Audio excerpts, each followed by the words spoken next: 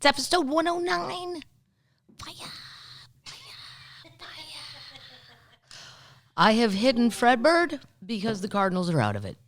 Yeah. It was embarrassing. It was, I can't even talk about what my feelings on the first game. We were winning in the ninth. I can't even go through it. I get too angry. I do not know why this guy wouldn't pull a pitcher. At one point, he hit a guy. Yeah. I mean, clearly, he is not in the strike zone. He hit the batter. You got to go to bye-bye now. Go to your night-night. It was very sad. So now I have to think about who I'm going to lend my loyalties to. Maybe the Braves. Really? Well, I have to stay National League. True. Maybe the Dodgers for my friend Chuck. Maybe. I don't know, but they're more of an enemy than the Cardinals than the Braves. The Braves aren't really. And then I know. And then I have more friends in Atlanta. No, I'm going to Atlanta for my comedian friend George Wallace and my friend Kathy, a.k.a. Steven. Great. The Saints fan. The Saints fan, the dumb one in our league. Well, no dumber than me in 7th place. So it's all dumb people. But some people are exceedingly dumb. Super dumb. I got beaten in the children's league by a 14-year-old or less. I don't even know. One of the very young people kicked my ass. But I had Tua, and he got hurt, and all my people got hurt or whatever. Anyway, so that's why Fredbird is hidden, because the Cardinals had to go to their night-night. That's the end of Yachty. That's the end of Albert. Probably Wainwright. I know I'm going to miss Yachty, though. I don't feel like we really have control of ourselves unless he's out there. He's like Grandpa. He's got but like a young Grandpa. Like, I got this, and you're all going to behave. And when he kept looking in the dugout, like, are we really leaving this pitcher in? I mean, hey, you just don't have it tonight. No big deal. Happens to everybody. I don't know how you give up that many runs in the 9th inning. And then the next day I said, there's a difference between being disappointed and you're pissed. They're pissed at him for letting that fucking happen. Right. And I don't think you can overcome that in 24 hours, and clearly we couldn't. No. And we lost. You got to see a home run, though. You got to see Yeah, I got to see a home run, whatever. But I'm mad. I'm very, very mad. Ollie, whatever the coach's name is, Ollie Marmalade, I don't know. The players all like him. That's what they say. That's enough sports talk. I know some of you termites don't give a shit about sports. I understand. And some days I wish I didn't either, because it's time consuming. And then I have to run backstage when I get off stage to see what the score is, and the iPad's going. And what a trip. So Buffalo, I have a review. Well, I did a little wing crawl. Yes. And I started at the Anchor Bar, which is where they were invented. Sadly, the chicken wing, the buffalo wing, it's Buffalo, a.k.a., was invented in 1964. That makes me only 1 year younger than buffalo wings. That's a good life. Yeah, at least they came along in my lifetime. Completely. Right. What if if you were born before then, you didn't even know what a buffalo wing was? No, so I started there, and that's a really fun bar. And then I met a termite who happened to be there upon my recommendation, and then I walked in. She was super excited. Colleen was her name. Yeah, and they were going to Niagara Falls. They took my other travel. I'm like, I'm just going to open a travel thing. It charged $1 a year. If I can get 20,000 people, it's $20,000. But no, they went to Niagara Falls, and then we kept in touch all weekend. They went into where I told them to go eat, and, well, at least what I thought was cool. And then she ended up coming to the show in Wilkes-Barre. Yeah, she was a lot of fun and normal. I said, do you want me to go meet your husband? She's like, no, he's just like that quiet Lithuanian guy. He didn't carry the weight. I'm like, excellent. That's one less picture I have to take. But then he came out. He was very, very nice. I guess I expected the way she talked about him to be like directly off a plane from Lithuania. He's like, just American. But so I wing crawled it over to my new now favorite Gabriel's Gate in Buffalo. That looked fun. And oh my God, everything about that place. And bizarrely enough, there were 3 other people. There was only like 5 people at the bar in the daytime. 3 of them were from St. Louis. No way. Totally bizarre. Yeah, because I was like, those fucking Cardinals. I said something, and some guy goes, exactly, right? Like, and then it was so fun. But the wings there, the Buffalo people have been right. Anchor bars are good, and you should go for the history. But It's a fun bar. it is a fun bar, and they have the blue light, which is great. But the best ones, Gabriel's Gate. Yeah. And it's in a really cool neighborhood in Buffalo. Mm-hmm. And then I met two people. Allentown. Oh, you're right, because they named it Josh Allentown. Get it? Because we're living here in Allentown. So that was, there's also a new Westin in Buffalo I would recommend highly. I'll be going back there for the Buffalo Packer game. If there's any termites that would like to invite me to a tailgate, I'm available. Fun. Yep. I'm doing Dayton and Indy and then flying and meeting friends and then going to the game. Yep. Cool. So if anybody has a tailgate with any sort of alcoholic beverages or wings or anything, I'll be available to stop by. I would offer nothing in return because I can't fly with things. Otherwise, I would bring beer too. You're like a baby. Yeah. I'm like a stray cat. Speaking of stray cats. How was the rest of your weekend? The rest of the weekend was great. Rochester, Ithaca, my friends Mary and Tommy came. Ithaca, home of what? Cornell University. Nice. And I see all the children walking around, and I think, do you all have $100,000? Right. That's fucking amazing. Yeah. I'm sure a lot of them get scholarships and whatever, but that's where I stayed at a Marriott, and I posted a video. I am fancy at Marriott, and not there. They didn't give a shit. I think it was a franchise property. The construction workers were so close to my room, they waved and smiled at me. They became like my friend. Oh, I have it on video. I was shocked. They turned around. The crane was pulling them up in this thing, and I was like, hi! Like literally a moron in my room. Hi! And then they were like, hi! So yeah, that was kind of a disaster. But other than that, and then Wilkes-Barre's always fun. Never lets a comedian down. Every comedian on the planet will speak highly of it. Yep. Yeah. It's just a great old theater, great little town, and what's bigger than a little town? I got pizza sent backstage from Colleen, the termite that I met at the bar, and then she said you have to have Old Forge pizza and send it back. And Michael, the opening act, Michael Somerville, he gets super excited about extra food backstage.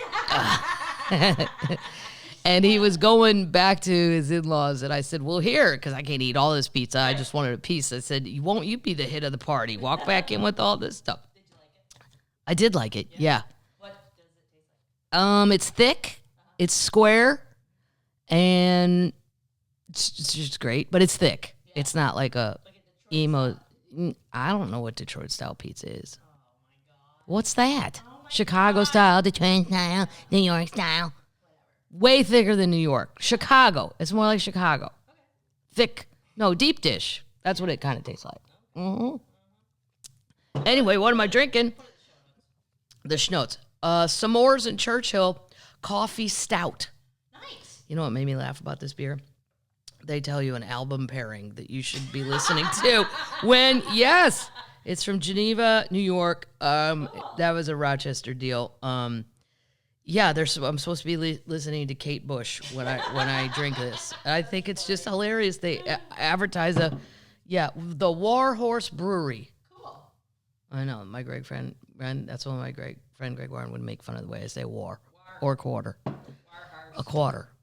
War, quarter, water, War Horse. How do you say a 25-cent piece? Quarter. No, I say quarter. Quarter. That's how you St. Louis people say it. Give me a quarter. It's like water. You don't say water. Well, you do if you're from Pennsylvania. Water. All right. So many things backstage. I can't go through everything because it was too much, but I would like to thank Colleen, Joan, Lucille, Pauline, Marilyn, and Susan made a giant basket, including these potato chips, which I've already eaten. They taste like Lay's. Yeah. Wachusett. It says they're made in Hanover, PA, but they're really from Massachusetts. If you like Lay's, this should be your local go-to. Support your local potato chip person. Okay? Don't need to be going off. Those are delicious. But they brought me, I had to tell Michael not to eat them too. I go, Michael, because I always tell him he can have whatever he wants in the gift baskets or whatever to eat. Okay. And I said, don't eat those green things because they're mine. It says cats on them. And he goes, oh, okay. He thought I meant food. They're really for cats, not me. They're called greenies. And oh my God, I got home. The cats like them. It's crack. I mean, way better than treatables. They liked them way better. Yeah, they're like snorting them. Yeah, I know I had to reel it back. Now I'm going to have to, they're probably pricey too, but whatever. Thank you for sending those. Cats are so feral. The cats are very feral. A baby cat and I spent 4 hours in the emergency room. Fuck. What happened? She got nailed by a porcupine, and one of the quills, I got the quills out with tweezers, but apparently they carry a lot of bacteria, and she had an abscess over her eye. It was so sad because her eye just kept closing and closing and closing. And I went in there, and I'm like, you know what? We got to fix this fast because I got to leave again. And they gave her a shot of an antibiotic, and overnight it was already better. I got shit to do. And fucking 4 hours I sat there. I saw every dog in the tri-state area. But anyway, side story. I'll get to the real show in a minute. If this is boring you people. Somebody brought back a whole growler full of horse head, but I don't know who, and the card got moved. So thank you whoever did that. Oh, there goes the Loch Ness sponsor. Rich and Candy from Ithaca brought Cheetos street corn Mexican corn, which I ate some of backstage and then gave the rest to Michael. He was very happy. Wilkes-Barre, I got more beer. So much beer and cider backstage. Nice. Yeah.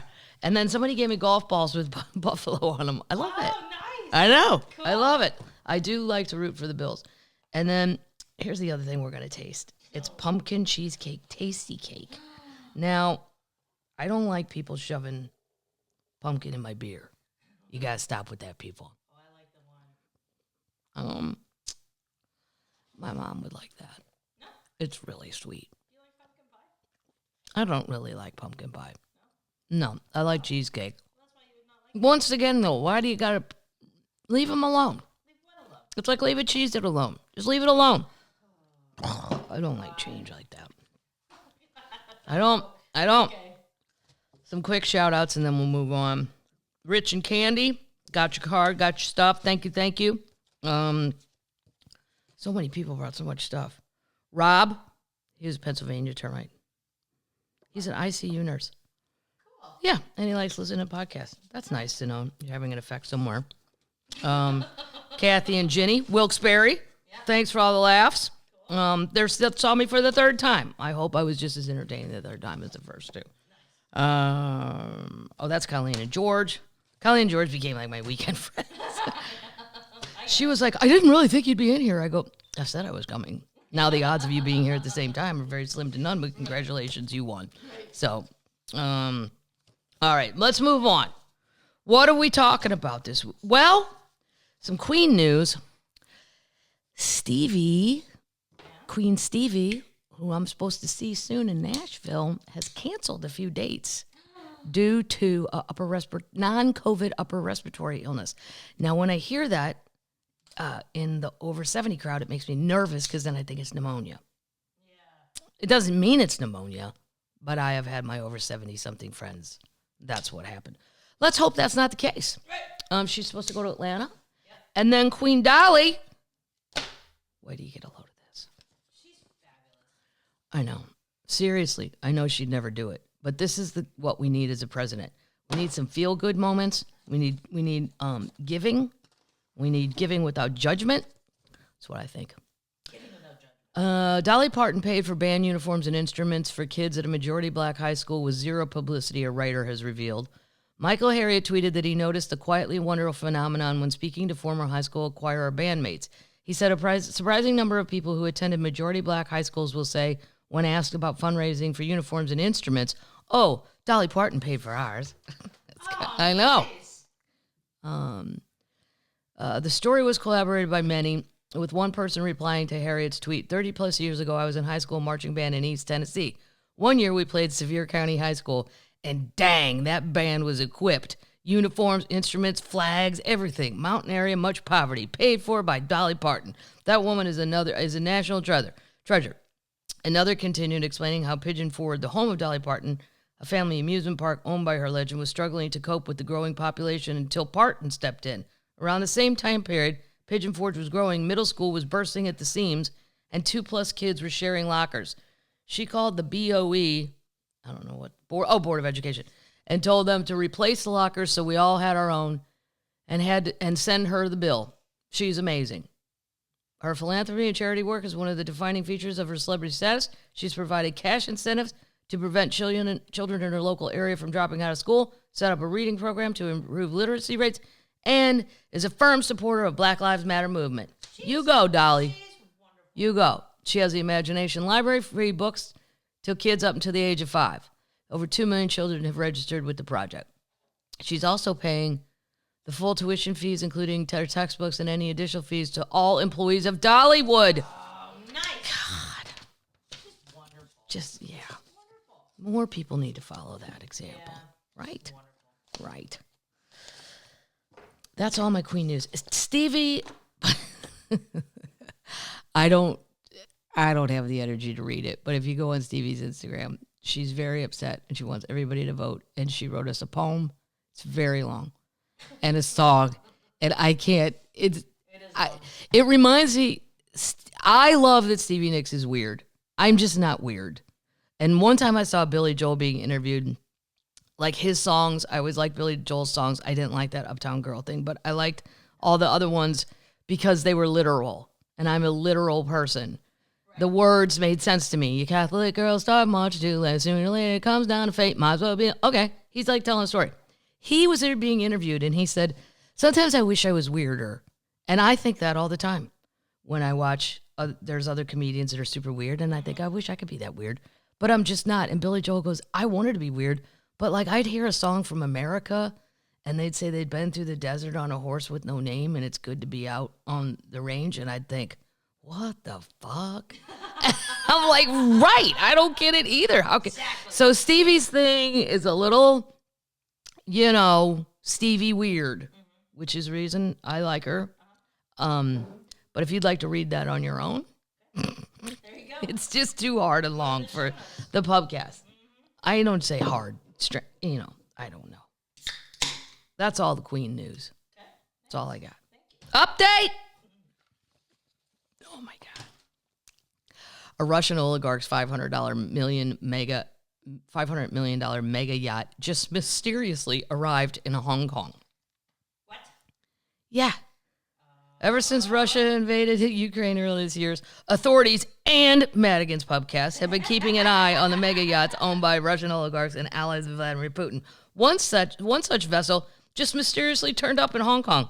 On Thursday, Bloomberg reported that the $5 million Nord, which is connected to who? We know Alexei Mozdov, had anchored in Hong Kong harbor after spending the past several months in the port of Vladivostok.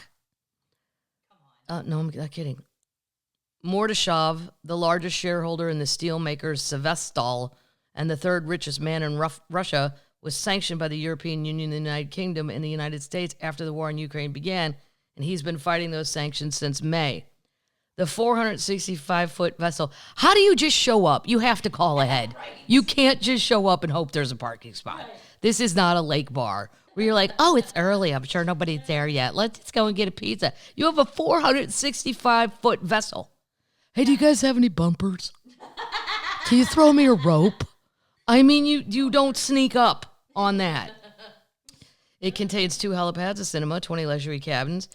It left Vladivostok on September 27th and was initially headed for the Vietnamese port of Da Nang. However, it soon changed its route to Hong Kong and has been anchored there since Wednesday night. Oh my God. Well, then why aren't we going to get it? Right. Why is no one seizing it? It's also changed its flag from the Cayman Islands to Russia. Even more reason to go get it. A spokesperson for the owner told the publication that he was currently in Moscow and declined to comment on the yacht's movements. They've seized yachts that add up to $2.25 billion, but not this one. We even have a special task force called Klepto Capture to go after Russian billionaires' assets. Wow. Early this year, the unit helped seize the Amedea, a $325 million yacht supposedly owned by gold tycoon Suleiman Karimov. To evade capture, they keep moving them to the sanction-free waters of Russia and Turkey. But now that the Nord has turned up in Hong Kong, it's unclear what will happen. One thing's for certain, though. Despite its considerable size, the 465-footer is proving to be quite elusive. Okay, well, klepto capture. Start following it. Right. Go get, even if you were in a two-man, Dinghy. yeah. Well, once it got deep, we need a bigger boat. But, yeah, somebody needs to get out there and follow it. I don't get it. Isn't Hong Kong on our side?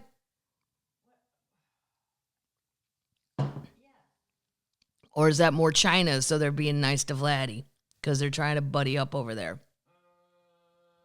Depends on who you ask. All right. Yeah. Biggest update. Anna Delvey is loose. Oh, New York City people, guard your wallets. Don't buy her bullshit. They let her out. She was posing for... Okay, here's why there's a lot of reporters that are alive today that suck. Yes. She has an East Village apartment. Someone needs to find out how she got that. Yes. How do you... I know comedians that work for a living, and they can't get an apartment in the East Village. They don't have the money. They don't have... You have to go through all these things. Who is doing this? Who's behind this? I'm sure if you ask her, she'll tell you. She'll tell you anything. I mean, it might not be the truth, but... Well, just keep talking. My dad would just tell you, if you got a liar on the hook, you have him keep talking. Eventually, something they say is true by accident. Socialite scammer Anakin had a busy first day.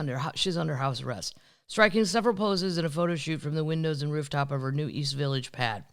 The fake German heiress, whose long years con bilking New York's elite, was the subject of the show Inventing Anna on Netflix. We all know about Inventing Anna. Mm-hmm. She leaned out her window.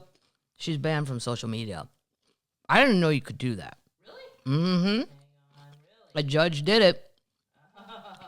Yeah, that's getting kind of weird. The 31-year-old could be seen posing on the fire escape of her building, where she's been ordered to remain under 24-hour house arrest with electronic monitor following her release from prison earlier this week. Sorokin, well, we know her background. I don't need to. As part of her release, she's also been banned from all forms of social media. She posted $10,000 bail, which her rep said she made selling her artwork online. Okay, let's say that's true. I still don't... Where's the down payment for your apartment? First and last month's rent. Right. And the broker fee. The broker fee, yeah. She made a beeline to Manhattan once she got out on Friday, and she's been getting comfortable in her new digs, planning her future endeavor, in addition to peacocking for photos. I've never heard that used as a verb. Peacocking, like she's popping her head out the window, like a peacock. She made phone calls, ate non-prison food, and is planning for her immigration hearing and her appeal, as well as her future entrepreneurial ventures. We know what she did. She served 4 years in prison, blah, blah, blah, what she was convicted of, blah, blah, blah. She doesn't any remorse. She was picked up by Customs and Immigration on March 25th, 2021. She's been held at the Orange County Correctional Facility, appealing both her criminal conviction and her deportation, the latter of which she's unlikely to win, according to legal experts. I think the odds of her being able to remain in the country are extremely low. She's on, essentially, a fast track for ultimate removal of the United States. Yes! You got to go. You commit all these crimes, you got to go. And then people are going to go, well, what about illegal immigrants that do all this? Well, if we catch them, yeah, then you have to go back too. Right. I don't care if you served your prison time. No. Serve it for the crime, and now you're here on an expired visas. You got to go. Right. She said she could be, the legal people said she could be saved from deportation if she wins an appeal of her original conviction. She's not going to win that. It'd be one thing if people just gave you money, but you lied to a bank. You crossed the line, cross the line. Yes. If the judge overthrows the conviction, then she will not have any deportation consequences. She said she hopes to support herself in the future with her art and is considering other possible projects. She also had a solo show in New York City in May titled Allegedly and has been selling pieces through social media. Some guy's doing it for her. I've not figured out how my whole life in 2 days, but I've managed to do something of my life while being in jail, so I guess this will be a little easier. She's also considering launching a podcast and writing a book, something with the criminal justice reform to highlight the struggles of other girls. Stop it. The German national was highly critical of our immigration system from behind bars. Well, you shouldn't have been there, then you wouldn't know.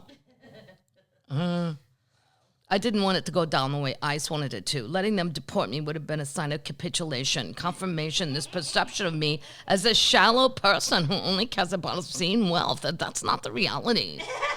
No, it's not. You also care about celebrity. Yeah, you do care about obscene wealth, but you care more about celebrity. Yes, you do.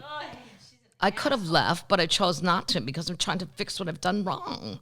I have so much history in New York, and I feel like if I were in Europe, I'd be running from something. But if jail does not prove people wrong, then what will? Yeah. One of the residents in the building doesn't seem to be bothered by her. She wasn't hateful or murderous. She wasn't scary. I'm definitely opposed to white-collar crime. They should be prosecuted as much as any other, but there's something about her that is sympathetic. I don't think so. No. She is a grifter. Totally. They do not care. They don't have feelings. There's no empathy here. She's a thief. She stole some money, the 17-year-old neighbor said. She stole some money. I don't see a problem. I thought it was cool. Whatever. She said that. Hill said she would ask her how she'd do it. I'm curious. It's not cool to steal things. No. Come on, Jesus Christ. She's out. And next week I'm going to read you her first interview with the New York Times. I didn't have time. Yeah, I didn't have time for that today. Get it? I literally didn't have time for the Times. But I do have it printed out. I just didn't have it ready for this. I was going to read you one more thing, though. There's another detail.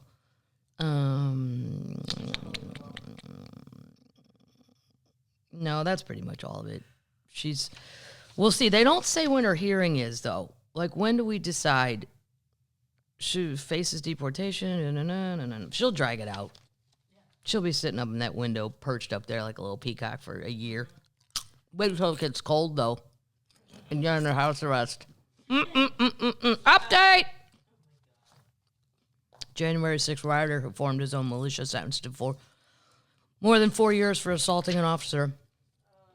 I know people sometimes tire of this stuff, but hey, we have massive amounts of video with massive amounts of people doing horrible, shitty things, beating people with pipes. It's going to take a minute. It's going to take a hot minute. And when people always go, well, nothing ever happens to people. Yeah, it does. This is the good news. Should be a feel-good story. Capitol rioter who created his own militia, raised funds, and worked to recruit others to join him on January 6, 2021, was sentenced to 52 months behind bars for assaulting a police officer during the attack. Before handing down his sentence, U.S. District Judge Randolph Moss said Lucas Denny came looking for a fight on January 6, citing messages where he planned for the event, discussed purchasing pepper spray and armor for his trip to D.C. Armor. Mm-hmm. Denny, the self-declared leaders of the Patriot Boys of North Texas, pleaded guilty to the initial assault, thereby violating his right, but he failed to secure an indictment in the allotted time. Therefore, he did not get a fast trial during the attack. He attempted to pull barricades away from a line of police officers several times and later attempted to take a police officer's baton. He also swung a pole made of PVC at a police officer, but hit a photojournalist instead. That poor person. I'm just up here working. I got to get pictures of you crazy people. Yep. Please don't hit me with a giant pole. Nice. Boom. Nice costume. The boss lambasted Denny for his multiple and sustained attacks on cops, including one where he punched an officer's face shield. The government also played video of his hearing of him entering the lower West Terrace tunnel. The attacks occurred, blah, blah, blah. Yeah. That's it. There's so much going on, but, oh, wow. So he was already, he was trying to send messages to Mike Pence saying he needed to throw out all the votes from the states that supposedly there was fraud, which they tried a million times. There's so much more going on behind the scenes. That's why he's called for the support. Trump will stay president. That's why I've been super busy. I'm the president of the Patriot Boys in North Texas and I have over 200 guys. He purchased several items in preparing for the trip, including a helmet for hazard, as well as pepper spray that he deployed during his attack. His only comment is, I had no intention to hurt anyone. Please end this nightmare. Okay. We will. Yeah. Go to your nana. You're going to prison. 4 years of your life for one day. For pepper spray. Nope. Nope. Holy shit, they found it. I didn't really say that with a lot of energy. Well, because this is, they kind of knew it was there, but they found it now. I think it deserves a little more. Holy shit! They found it. Yeah, better. Right. Yeah, if you found it, you'd be happy. Notorious art thieves who stole a $100 million painting in 1985 while one chatted up a security guard are revealed to be New York City teachers who are now dead. FBI discovers valuable work in their home and more than $1 million in their bank account. No way. Boy, you think I don't remember 1985? I mean, I don't know. I don't know. I know we didn't have cell phones. I know there weren't security cameras. There were no Ring doorbells. It just seems like it was so much more the Wild West. How people wait till you hear. So we have talked about these people before, but now they're dead and they went in their house. So, an FBI investigation into a pair of retired teachers whose New Mexico home held a stolen $100 million Decooning painting revealed they had other valuable works in their house and enjoyed lavish trips around the world. But here's the thing, they didn't sell that painting. Right. So maybe they've stole a bunch of other shit and sold that. But I don't understand why you'd steal a $100 million painting if you don't have a way to get rid of it. Yeah, what? You gonna hide it when company comes? Oh, shit. Oh, my God, the neighbors are coming over. Hide the Monet. Come on. You just get off on looking at it? I don't get it. I mean, unless it was really a painting you really wanted. I can't think of one that I want that badly to risk it. It has long been speculated that the late Rita and Jerry Alter were the duo who stole Decooning's, it's called Woman-Ochre. Ochre, O-C-H-R-E. Women-Ochre, which would be you paddles, women who eat okra. I love okra. I hate it. Yeah, it's great. They stole it from the University of Arizona Museum of Art in 1985. The theft saw a woman chat up a guard while her male accomplice cut out the painting and ran off with it. But the thieves have never been identified. It wasn't until 2017 that the police were alerted to the painting's location by a New Mexican museum curator who bought the painting for $2,000 from Rita's estate, who passed away that year following her husband's death in 2012. Wow. So some dude rocks up and pays $2,000 for a $100 million painting. Wow. A follow-up investigation since found that the former New York City teachers were in possession of other artworks, including 2 paintings the FBI said would sell for 6 figures. The Arizona Republic reported. According to the FBI, the Alter's nephew told him that Rita had more than $1 million worth of bonds before her death, despite her annual salary as a speech pathologist in Silver City, New Mexico, as $16,000. Where'd she get all that money? Exactly. Christy Miller, a special education teacher who shared an office with Rita, told the Republic that they lived luxuriously in their new Southwest home when they moved to in 1977. Their single-story ranch was equipped with a swimming pool, bust of Shakespeare and Ludwig van Beethoven, and a blue pyramid covered in tiles. Neighbors noted that the couple would visit Hong Kong, Chile, Tasmania, Nepal, India, Japan, and the Caribbean. The FBI found that the Alters, they visited 145 countries. Wow. What else did they steal? Neighbors said their apparent wealth kept them at a distance, but when they were invited inside the home, they often spotted the stolen painting and commented that it was ugly, and Rita and Jerry laughed. The couple reportedly chalked their wealth up to various inheritances they'd received. Although Jerry suffered a major heart attack in 2002, the couple continued traveling, with their last trip to the Caribbean islands of Grenada, St. Vincent, and Dominica. Then in 2012, at 81, Jerry suffered a stroke and passed away. Following Rita's passing, their nephew, Ron Roseman, the executor of their estate, donated the pair of expensive paintings and other sculptures to Silver City Town and Country Gardens Club's thrift shop nonprofit. Really? Wouldn't you have had those looked out before I just give it to a thrift shop? Probably, right?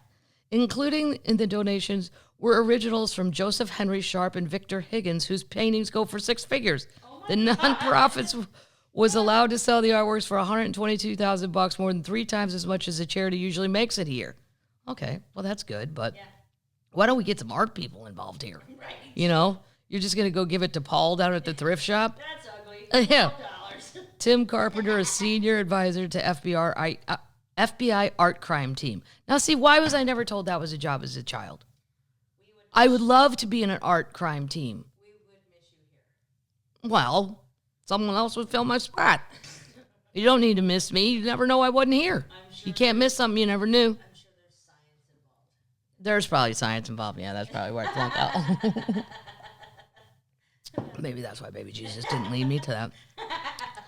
The FBI provided few details about the new items found in the latest couple's home, noting that the case was over the stolen Woman-Ochre was closed.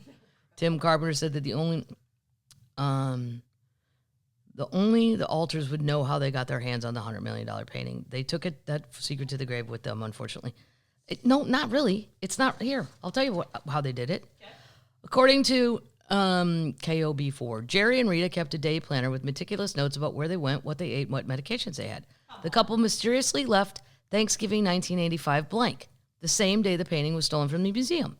A newly surfaced family photo reveals that Jerry and Rita, who have 2 children, were in Tucson a day before the heist. According to the reports, a day after Thanksgiving 1985, a security guard at the University of Arizona Museum of Art unlocked the front doors to let employees inside when a man and a woman walked in behind the staffer. Because the museum was about to open for the day, the guard did not tell them to leave. The man walked upstairs to the second floor of the museum as the woman stayed and chatted with the security guard. Roughly 15 minutes later, after entering the museum, the man and a woman left in a hurry. Sensing something was wrong, the guard walked up to the second floor to discover that the Decooning's Woman-Ochre painting had been cut from its frame. When he tried to chase after the man and woman, they were speeding away in a red sports car. The museum did not have security cameras, and the police found no fingerprints. They released a sketch of the couple who had a striking resemblance to Jerry and Rita and described what they had been wearing, but no arrests were ever made. The theft went cold until 2017, when David Van Auker accidentally stumbled upon the painting hidden behind the master bedroom of Jerry and Rita's ranch town, New Mexico home. He told several news outlets he went to the couple's home to see what they had left behind after hearing about an estate sale. How bizarre. Yeah, he was walking around the house when he found a great, cool mid-century painting, and he bought it from Roseman for $2,000. They were unaware of its history. How crazy are you to go, we're going to risk prison to steal a painting? We're going to hide from ourselves. Did you get it out in the day when company wasn't there? That's bizarre. It's completely bizarre. Yeah, I don't get it. Trafficking this stuff, I get it. The Whitey, the Isabella Gardner Museum, those people sold all that shit. I mean, as quickly as they stole it, they should have gotten rid of it. That was the plan. Holy shit! They found it. Nice. Possibly. It's a possible finding. But I love this stuff because, like, You're rounding up. in like Irish folklore and stuff, I just like folklore because I believe it. Okay. Because I don't believe those things are handed down generation after generation if they're not true. Okay. I don't think there was some super creative person thousands of years ago that said, I'm going to make up a story. Right. And nobody ever poked up. It just kept going. Well, here's one that might prove the folklore was right. A 6,000-year-old skull in a cave in Taiwan possibly confirms legend of indigenous tribe. Mm-hmm. A team of researchers from members with Australia, Japan, Taiwan, and Vietnam found a 6,000-year-old skull and femur bones in a cave in a mountainous part of Taiwan that might prove the existence of an ancient indigenous tribe. In their paper published in the journal World Archaeology, the group describes the skull, where it was found, and what it might represent. In Taiwan, there have been stories passed down through the generations about a tribe of short, dark-skinned people that once lived in the mountainous parts of the island, but until now, there's been no physical evidence of them. In this new effort, the researchers found a skull and leg bones in a cave that have been dated back to approximately 6,000 years ago, a time before the ancestors of people alive on the island arrived. Wow. So see? Yeah. Studying the DNA, blah, blah, blah. They found it close to African samples from around the same time period, but they also found that its size and shape resembles that of Negritos, who lived in the part of what is now South Africa and the Philippines. Study of the bones left behind showed to be quite short, with a small body size. Femur bones near the skull were from the same person as the skull. A woman approximately stood, 1.3 meters tall? Yeah, it's your height. That's my height? Yeah. I'm considered like a folklore item. What? 1.3 meters? Come on, how many feet is that? Google it. I'm here. I'm not. Google it. 50 inches? 50 inches? Yeah. I don't even know how tall I am. Divided by I'm 60 inches. You're 60 inches? 5 foot. That's tinier than you. It's tinier than me, but not by a lot. Well, no, I'm 5'1". It's 4.2. 4.2. Wow. 4'2". 4'3". 4.2 feet high. I'd like it if they were smaller. 4'3". 4'3"? Okay. My math is good. Researchers note that the mention of small, dark-skinned people was made in documents from the Qin dynasty, but all of the 16 Astronian groups living in Taiwan today have stories that describe small, dark-skinned people who once lived in the mountains. Such tales differ, however, between groups. The researchers note that while some believing earlier people were ancestors of their own, others see them as former enemies. One group claimed to have killed off the last of the ancient people 1,000 years ago. 4'2". I mean, for an adult. Yeah. But I think it'd be cooler if they were smaller. Yeah. Like, Tiny people. yeah. Tiny. Yeah. Yeah. But, yeah, just running around out in the forest. I like the idea of it. Yeah, they're called elves. They're not called elves. They're fairies. Fairies. Here's a guy who's having a horrible day at work. Oh, yeah.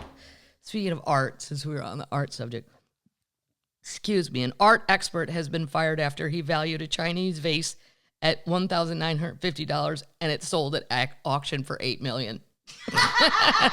Moopsie. Guys, so I fucked up one thing. Come on now. There's no reason to get this upset. Wow. Everybody has an off day. Oh my God. Ridiculous. Maybe he was a fake expert. Maybe he was drunk. Maybe he was tired of looking at old vases. Yeah. And went like, I don't give a shit.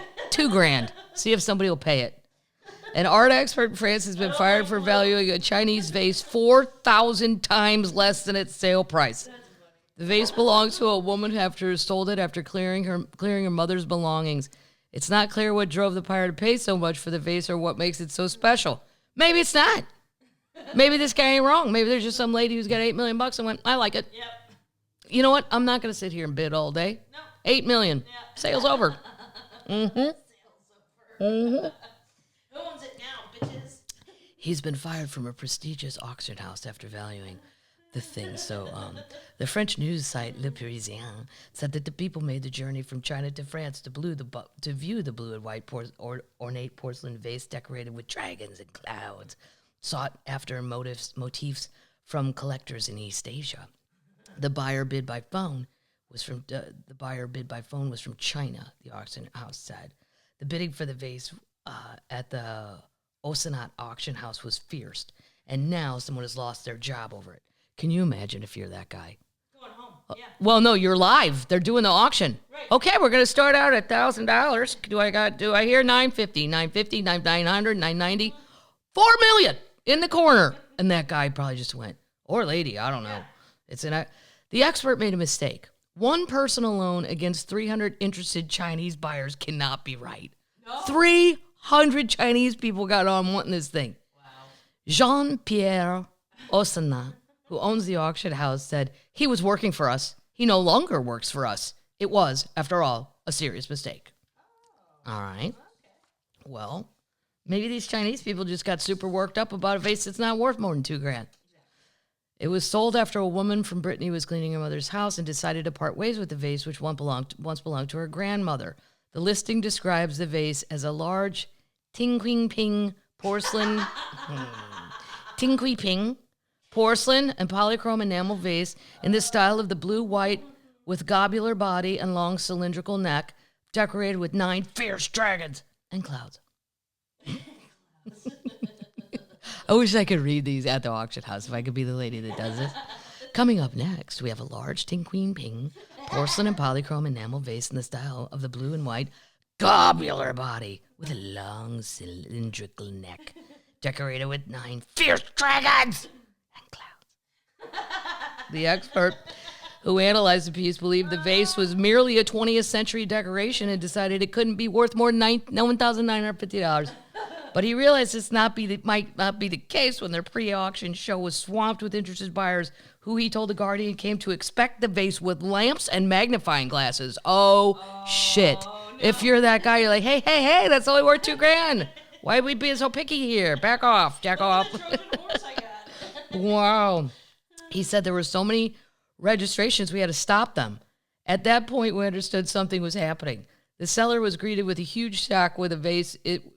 The seller was greeted with a huge shock when the vase, which her family used to put flowers in, Come on. sold for the astronomical price. It's as if she'd won the Euro millions. Asana told Le Parisien, it's not clear what drove the buyer to pay so much for the vase. Cedric Labrador, the director of the auctions house Asian Arts Department, told The Guardian, we don't know whether it, meaning the vase, is old or not, or why it's sold for such a price. Perhaps we'll never know. The antique expert, who's not been named, is reported to stand by his original valuation. He's still sitting there going, look, man, how am I supposed to help it if 300 Chinese people get overexcited about some bullshit? I am sitting here now telling you it's worth $1,950, not a penny more. That's funny. He's going to be sitting in a bar telling that story for a long, long time because he's now out of a job. Yeah. That's a bad day at work. People say they have bad days at work. Do you really? That's a bad day at work. Here's a bad day at work. I don't know how you don't see this coming. This is my Midwest people. Did you guys know Viking river cruises have them up the Mississippi? No. Yeah. No. Now, as being from Why? a child who grew up on the Mississippi in St. Louis, there are some pretty parts of the Mississippi, but there are many, many parts that are not pretty at all. There's just logs and bodies floating by. It's called the Muddy Mississippi. Well, because you could take it all the way from like New Orleans, you can go up through Memphis. The cities are fun. It's just, That sounds horrible. it's historical, Paddles. Not everything is about a good goddamn time of beauty and beer. This is about beer and education. You're going to learn about Memphis. You're going to learn, I don't know where it goes. All over St. Louis, it's got to go by the arch. Yeah. And then you can get a lecture on that. Come on. It's for the older turtles. It's for the seniors, I think. But here's what it makes me. Senior paddle wheel turtles. It's not a paddle wheel. It should be. We have those in downtown St. Louis, the paddle wheels. The Tom Sawyer, the Huck Finn, come on. A Viking river cruise was heading north up the Mississippi River. Can't finish the voyage because of low water levels. How'd you not call ahead? Hi, Paddles, it's me. I'm down in Memphis. I got 150 people on this ship. Look out your window. How's the water look in St. Louis? Can I make it? There are barges going up and down this thing every day. Don't you guys have like CB radios, like truckers back in the day? How do you not fucking know this before you drive into it? That's ridiculous. Unusually low water levels along the Mississippi River have caused sections of the river to be closed, impacting all northbound and southbound shipping traffic. The closures have caused delays that will prevent Viking Mississippi from completing the sailing underway from reaching St. Paul, Minnesota, for her next scheduled departure on October 15th. The cruise line said guests have been notified of the issue, though they did not provide details on how many passengers have been affected. Now, one got stuck in the Kentucky River not long ago, and those people had to be, like, dinghied off. I mean, it's a Mississippi. You could swim it, except that they can get, they came out in a bass boat, trolling motor. The guy's fishing while he picks you up. Just get in. We're good. The Viking Mississippi can hold up to 386 guests and was built in 2022, according to the company. 386. Want to go on the Mississippi? Yeah. Some people care about learning about America, Paddles. Viking was advertising a 15-day trip. 15 days! From St. Paul to New Orleans. Guess how much it cost? 15 days going down the Mississippi. Don't forget Davenport. Come on. There's a lot going on. 15 days. Yep. Guess how much? $300. No, you're well short. Would you like to guess again? No? I'm going to tell you how much it costs if you want to do this. I can't. I go drinking by the Mississippi and I'm gone in 3 hours. Tickets start at $13,000 a person.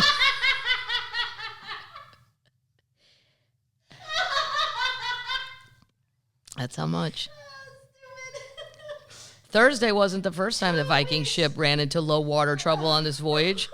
Tom Travato and his wife Trish. Here, you want to know who goes? That's who. Tom Travato and his wife Trish were among those on the cruise when the ship came to a halt in the middle of the Mississippi River. Travato, who lives in Phoenix, told CNN the ship was stopped on Monday morning after the barge hit the bottom of the river and blocked all water traffic through the area. We were caught in the middle of it. 13,000. That's what Tom said. We were stopped for almost 24 hours with no movement. Said 300 passengers were on board, and that he talked to had a good attitude about the situation. God. 13,000 a person? That's a Ford Taurus. 13,000 a person. You could go to Europe and go down the Liffey River in Ireland or go somewhere. That's insane. Yeah, I know. Wow. But I grew up in all those cities. Like, I just don't know why. You could probably take a Southwest Airlines flight the same way. You could take a Southwest Airlines flight absolutely the same way. There's no question about it. 13,000. Here's a little something sad. This is a Guinness World Record. Pebbles. Get all of yourself. Paddles. Pebbles, the world's oldest dog, has died at age 22. No. Well, yeah. It's a good story. It's a feel-good story. How long do you want a dog to live, for Christ's sake? Forever. She's died. She was a toy fox terrier. She died of natural causes at her home in Taylor, South Carolina on Monday.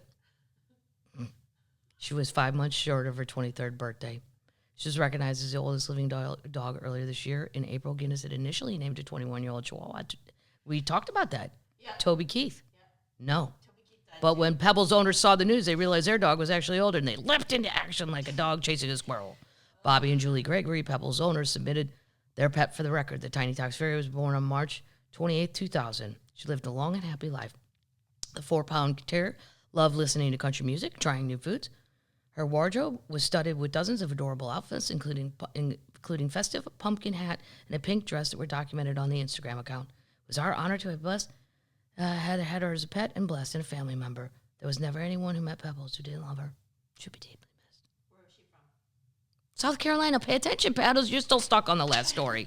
You can't get past the fact that we tricked somebody from Phoenix into giving us $13,000 to go up and down the Mississippi. I could take you in a bass boat. 26 grand.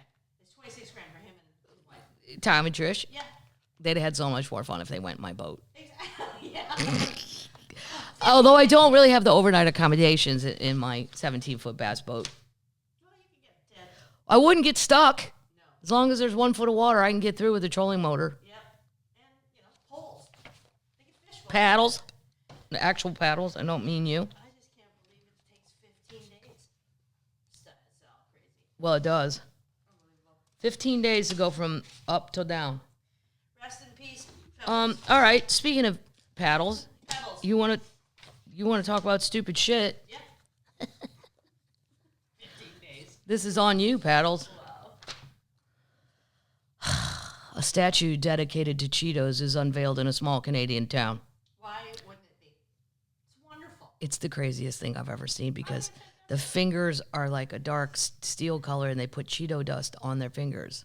That's awesome. A small town in Canada received a unique monument for sharing a name with the bright orange residue found on the fingers of some snack lovers. According to Frito-Lay, Cheetle is the official name for the orange stuff that gets all over your fingers while eating Cheetos. I did not know that. Yeah, it's a common thing. Shut up. It's not a common thing. Nobody knows that's called Cheetle. Cheeto. The company thought the tiny turn of Cheetle, spelled a little differently, but said it sounded so similar that it deserved a 17-foot statue to celebrate Cheetle and Canadians' cheesy Cheetle-dusted fingertips. Nice. This picture will be in the notes. Cheetle's proud to be the home of Cheetle hand statue. What else could the Cheetos brand honor? Where else could the Cheetos brand honor the iconic Cheetle, if not here? said James Gostel, president of the Cheeto Community Club, noted in the release, while our residents will be the first to see the unique monument, we can't wait for the rest of Canada to see it. Statue of the giant gray hen holding a bright orange Cheeto with Cheeto on the fingertips will only be in the tiny town of 83 people until November. There's 83 people that live in this town. The statue will then tour other Canadian locations. It's in Alberta.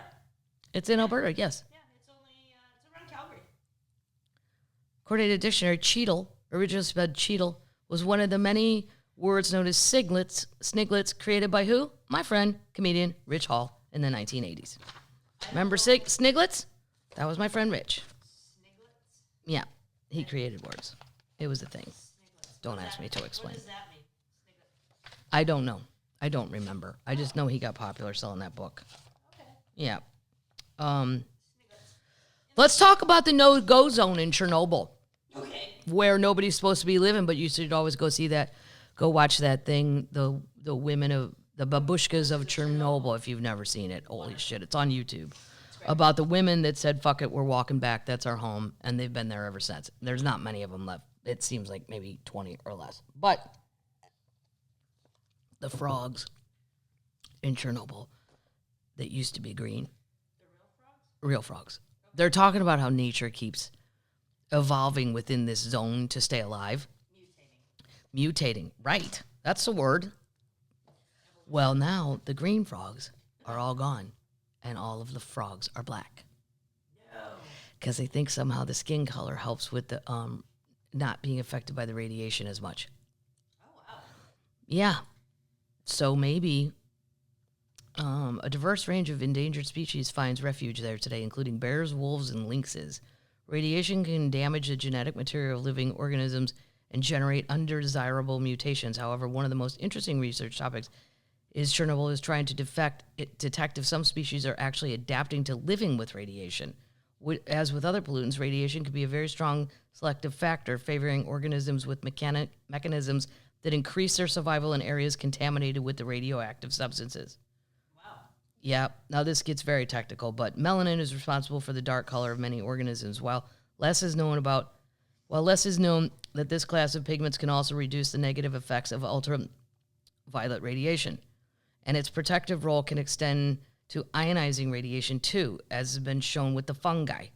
Melanin absorbs and dissipates part of the radiation energy. In addition, it can scavenge and neutralize ionized molecules inside a cell, such as reactive oxygen species. These actions make it less likely that individuals exposed to radiation will go on to suffer cell damage. So the frogs are mutating. They're mutating to live within this environment. I think it's fantastically interesting. It's totally. I would never go. The children are in this no zone. They're not supposed to be there. For YouTube videos. Well, I would go if I was allowed. But these kids are sneaking in there at night with their, crazy cameras, and they want to get YouTube videos. And no, fuck no, I wouldn't. No, not with bears and wolves and lynxes and all that shit too. And I don't know. Well, forget the radiation. But I'm sure the children think I'll get in and get out. Okay. I'm not gonna. Yeah. Would you do this the first time? There's no way I would. Supersonic jet would fly from New York City to London in just 80 minutes. I wouldn't take a trip on that for 5 years. No. It would take years.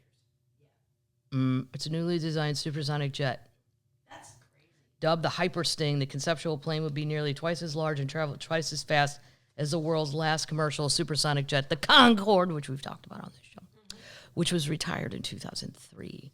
The Hyper Sting, at 328 feet long with a 168-foot wingspan, would dart 170 passengers across the Atlantic with speeds beyond 2,486 miles an hour.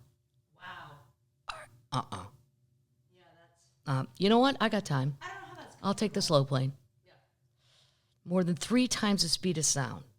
Concorde was a brilliant piece of machinery and noble experiment, but it put too many emissions into the environment, too much noise in our communities, and was too expensive to operate. The Spanish designer of the craft, Oscar Vinales, told the media outlet. 2 ramjet engines powered by a small nuclear reactor would propel the jet to its incredible speeds. Oh, no. It would additionally require the use of cold fusion nuclear reactor, which is still a theoretical concept. A new era of supersonic flight might be just around the corner, but there are challenges to overcome it. Yeah, I ain't getting on that. No. But, people will. You don't need to get on stuff that's still testing. I don't want to be on stuff to test. Plus, I don't need to get there that quickly. No. Sometimes it's just the journey that's fun. How are you supposed to have a glass of wine when you're going that fast? Can we talk about the celebrities that are promoting crypto but not saying it's really an ad? Yes. Now, Matt Damon's obviously looks like an ad. Yeah. Right. I terrible mean, ad. fortune favors the brave. Oh, stop it. I'm in my pajamas eating Cheez-Its and I hit buy on a phone. I'm not a brave person. I'm an idiot. I just bought Doggy Coin. Right. Dogecoin, whatever you want to call it. But anyway, Kim Kardashian got fined a shit ton of money. They throw this crypto around like they're not really advertising it.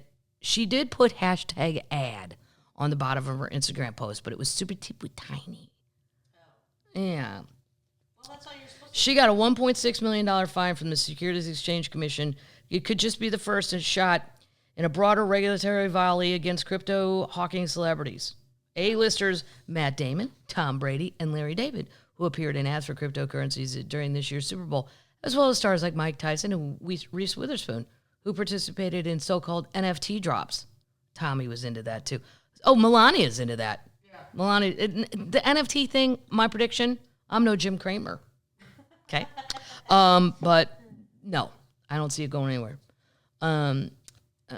They could be casualties of a crypto crackdown from the SEC. There's a litigation strategy of going after public figures. Now everyone in Hollywood will be on notice, Columbia law professor so-and-so said. To be sure, celebrities have been selling goods on QVC and infomercials for decades, but before Instagram or cryptocurrencies even existed. But lawyers caution that pushing financial products is far thomier, Thomier, than shilling skincare products or clothing. Celebrities aren't thinking through the fact that cryptocurrencies may be governed by securities and exchange laws.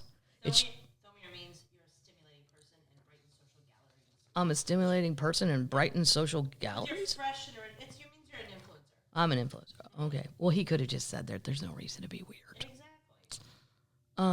There are far more wide-reaching implications for celebrities and influencers in dealing with securities and the laws about regulating securities. Kardashian's flagrant promotion for an individual crypto token was effectively low-hanging fruit for regulators.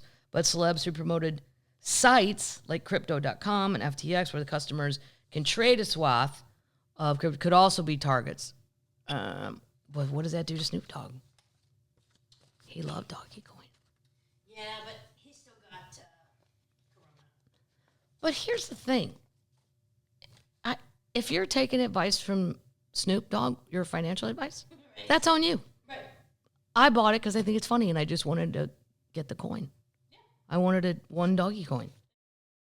There's a fifth grader in San Diego. He's the next everything in the art world. Andres Valencia. Some of his paintings have sold more than $125,000. He's only 10 years old. Wow. Now, I went and looked at them. They're very Picasso-esque. You call him a ripoff. I'm never going to call a 10-year-old a hack. Okay? But, well, they're great. They're good. They're colorful. They're interesting, but they're geometrically disfigured things like Picasso's. Right. I don't know. I don't know enough about art to be judging. That would just be my... Yes, you do. No, I don't. Yeah, you do. He's generating a lot of heat in the art world, so maybe he's the real deal. He seems like a very nice kid. His parents seem nice and normal from all the quotes I read. His surrealist style paintings were acquired by deep-pocketed collectors like Tommy Mottola. Well, I don't care about Tommy Mottola. And Jessica Goldman Schnurbeck during Art Basel Miami Beach. In June, he had a solo exhibition at the Chase Contemporary Gallery in Soho, where all 35 works were sold, fetching anywhere from $50,000 to $125,000. One of his paintings went for $160,000, quote, with fees. Nobody cares about that. Another hit $230,000 at you can't count a charity gig. Those people get drunk and do crazy things. If I am glad I can make people have my art and they can my art and they can hang it in their homes, he said on a recent chat at a gallery. It should be noted who has been called an art prodigy, and little Picasso is only 10. Well, yeah. Well, go look at them. Well, these are cool. They're cool. They're just very Picasso-y. True. But there's a buyer, so. Yeah, somebody wants them, so keep painting. It's making somebody happy. Why not? You just got to go look at them. Her husband, the husband is a lawyer, an athlete manager for Cuban professional boxer Frank Sanchez. They haven't had a heavy hand in their son becoming an overnight sensation. Well, maybe. You never know about that. I don't know. The kids could put shit up on YouTube when they're 10 now, and parents don't even know what they're doing in the basement. Right. His art career began at 4 when his parents noticed he spent hours in their San Diego dining room sketching a painting by graffiti artist Retna, one of his father's former clients. I would bring paper and sit there and always try to copy it, but it took years to get it right, he said, fidgeting in his seat. Sometimes older people just don't get it.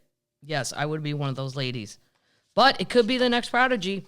You know, you want to get an early bet in? Go to one of his deals. Buy a painting. I don't know. Sometimes we hear about these people and then we don't hear about them again. Right. All right. It's pretty, though. You know what? I'm going to save my serial king thing for next week. No. Yeah, I am. All right, we'll do it. Yeah. I'm interested. Okay, this is very interesting. Okay. So on the heels of the Jeffrey Dahmer thing, Awesome. which is awesome, I've also started watching, what's the guy I like so much? Colin Hanks, Tom Hanks' kid. A friend. It's called A Friend of the Family. It's on Paramount Plus, and it's about this Idaho guy. And once again, we kind of trip into that weird Mormon zone where I don't really know what's going on, and I'm like, what? Who's drinking milk at this age? I mean, except me in the morning. It's a weird. He abducts. I haven't watched all of it, so I should wait until I talk about it. But so far, I've watched 2 episodes, and it's great. Really? Mm-hmm. But on the heels of the Jeffrey Dahmer deal, there are 4 astrological signs that have the most serial killers. Okay. Would you like to guess? Scorpio. You know what? A lot of people guess Scorpio and they're not on there. Shut up, really? Yep. I think maybe they haven't been caught. I think they're the smarter ones. They lie about it so well. If you're one of these 4 star signs, you might be a serial killer in the making. Astrology believers around the world are losing their minds over this list, which features the name of history's most feared and famous criminals next to their zodiac sign. Here we go. People with Pisces. No! That's you, Paddles. I know. Do you feel like you could be a serial killer? No. No? Sagittarius. It's my mom. Wow, yeah. I could see her doing it. Yeah. Gemini. Totally. Crazy. Yep. Or Virgo, which surprises me because they're so anal about their stuff being straight and neat. I think that a murder scene would just be... I bet you theirs is the cleanest murder scene, though. It's like Dexter. Like, you wouldn't even know anything happened in there. Somebody wrote in the comment thing that Libras aren't on here because we can't decide who to kill. I thought... No shit. Like, I could think of probably 5 people that I put in my bucket, but it would take me too long to decide. They would already die in natural causes by the time I made a decision. Right. Pisces is number 1? Well, hold on. A couple articles have these ranked differently, but it's the same 4 over and over. Okay. For those of you who don't believe in astrology, how can you explain how there's only 4 signs included in this long list? That's wild. The next craziest is that there's 1 sign from each element. For fire signs, it's Sagittarius. Air, it's Gemini. Water, Pisces. And Earth, it's Virgo. So, everything's trying to kill us. Everything. Virgo is theorized to be the deadliest. Really? Out of the 4. Followed by Gemini. With killer Jeffrey Dahmer, the center of the popular Netflix Dahmer, being that sign. Dahmer was a Gemini. The 3rd is Pisces, with feared criminals like John Wayne Gacy was a Pisces. Look at him. And the Night Stalker, Richard Ramirez. Sagittarius is the 4th most dangerous sign. They had Ted Bundy, Ed Kemper, and one of the Columbine shooters, Dylan Klebold. Virgo shows up the most. You know their crime scenes are immaculate, though. Gemini is the next most frequent, not surprising anybody. Pisces, they let things build up and then they explode. They need therapists. Sagittarius is most surprising, but they're impulsive and chaotic. If you mix that with mental health issues, I can see that happening. Yeah. That's what they wrote. I didn't write that. And the most shocking thing is the one that the list, one zodiac sign wasn't on it at all. The most surprising thing on that list is Scorpio is not on it. That's crazy. Mm-hmm. Because they get their own way all the time. They do get their own way, Scorpios, because, well, they come around people like Libras and it can't make a decision. We're a perfect prey. But I don't care. You decide. Yeah. Where are we going to go eat? I don't give a shit. Someone else pick. I can't sit here. All right, here's some killers. Okay. Virgos. Ed Gein, or the guy from a lot of Wisconsin. I'm going to look that one up. I think Arizona, though, has the most serial killers. I think I read that. Really? Mm-hmm. I think Alaska. There's not enough people in Alaska. Bad holes. Here's a lot of people, Virgos, that I don't know. Terry Blair, Dean Carter, Andrew Cunanan. Oh, he's the guy who shot Versace. I wouldn't call him a serial killer. No, He did kill other people along the route. right. Albert DeSalvo, Henry Lee Lucas, blah, blah, blah. Nobody will know this. Geminis. Jeffrey Dahmer, Son of Sam, David Berkowitz, Mary Bell, Richard Chase, Danny Rawlings, Catherine Brennan. You won't know the rest. Pisces, John Wayne Gacy, Richard Ramirez, Donald Henry Gaskins, Dennis Radar, the BTK killer. I've always been fascinated with him. Eileen Warnos. No. Yeah, Pisces. Delphine Delaury, who was an American Horror Story. Kathy Bates. Kathy Bates played her. Yep. Yeah, bad sign. Bad sign battles. Yeah. Libra's sitting here real pretty. No decisions being made about anything on Earth. We could be a lot of fun, though. Yeah, I guess if you don't let things build up. Jesus.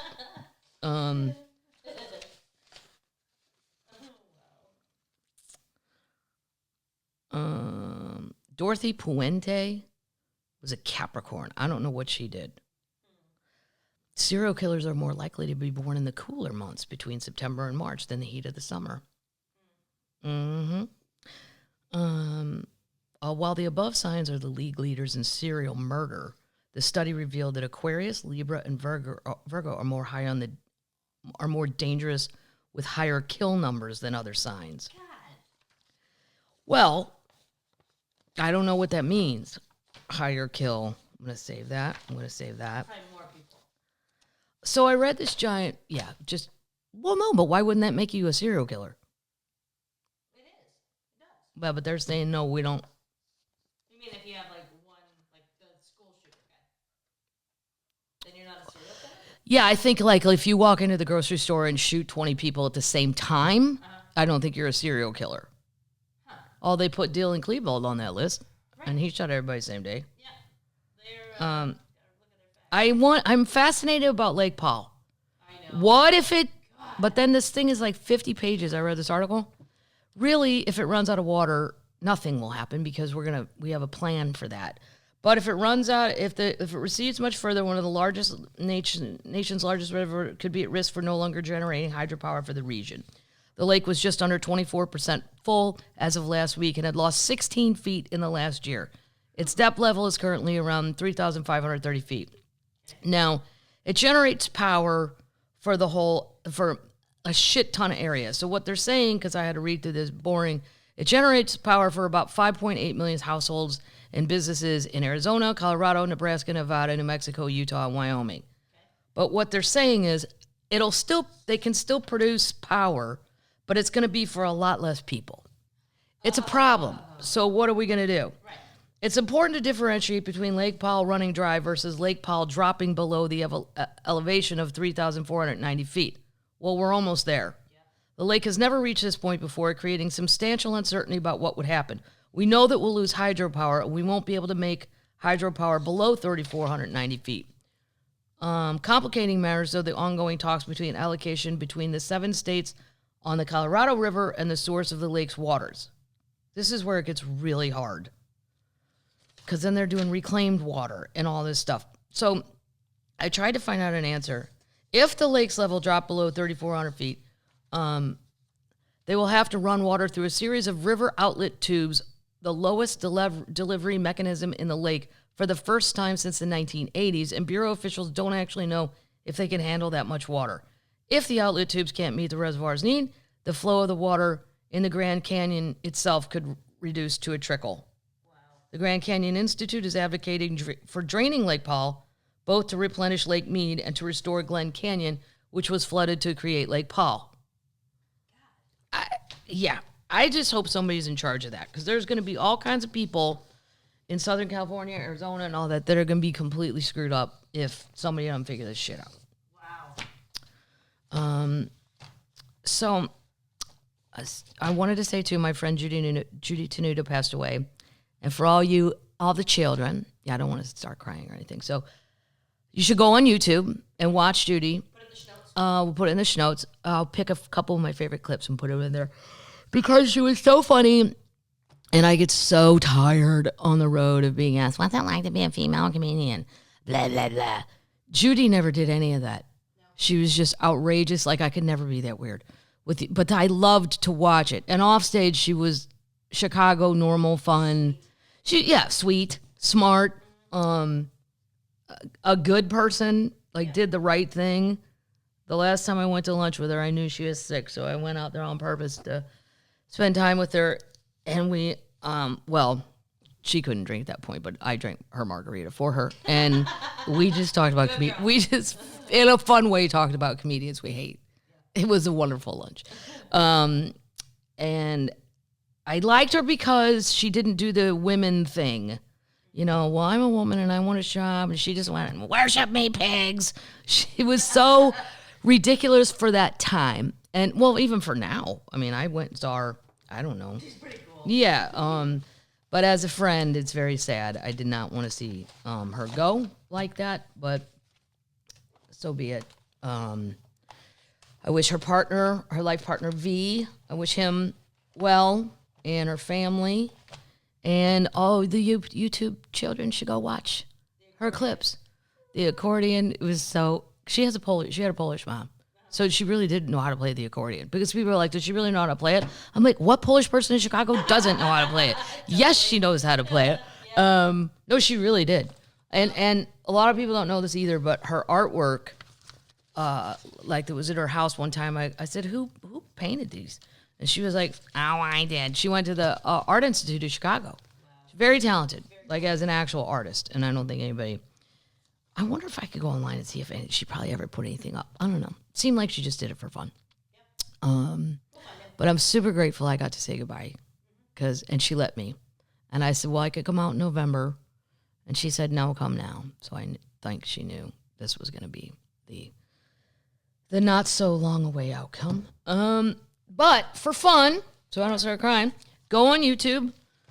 We'll put it in the notes. Youngsters, and go. You probably people under 40 probably don't even know. She's probably having fun with Louis. Yeah, she's probably, Louis is probably very happy to see her, for sure. He's been waiting on a playmate up there, I'm sure. And she just barged in and,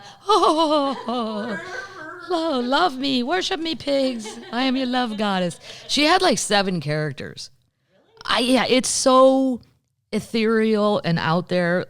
My brother always goes, Kathleen, I know you'd like to be stranger and weird, but you're not. You're just Joe and Sally Lunchbox Midwest. I'm like, that sounds so boring, Pat. She had a lot of characters, and she stayed in them too. I mean, not off stage. She wasn't crazy. There's a couple comics where I'm like, okay, you can turn that off now, and they fucking don't. You're like, oh, you're actually crazy. I see. No, she was very normal. We'll put your favorite ones in the schnoz.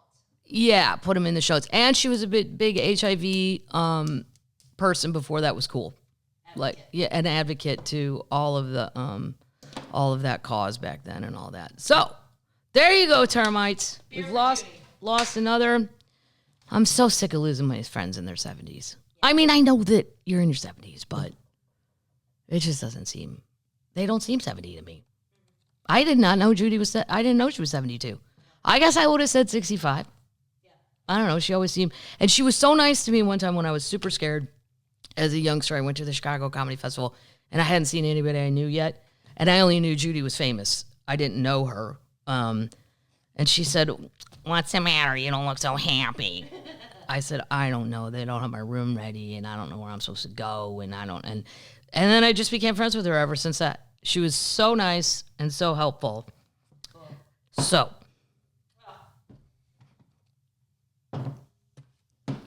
That's it.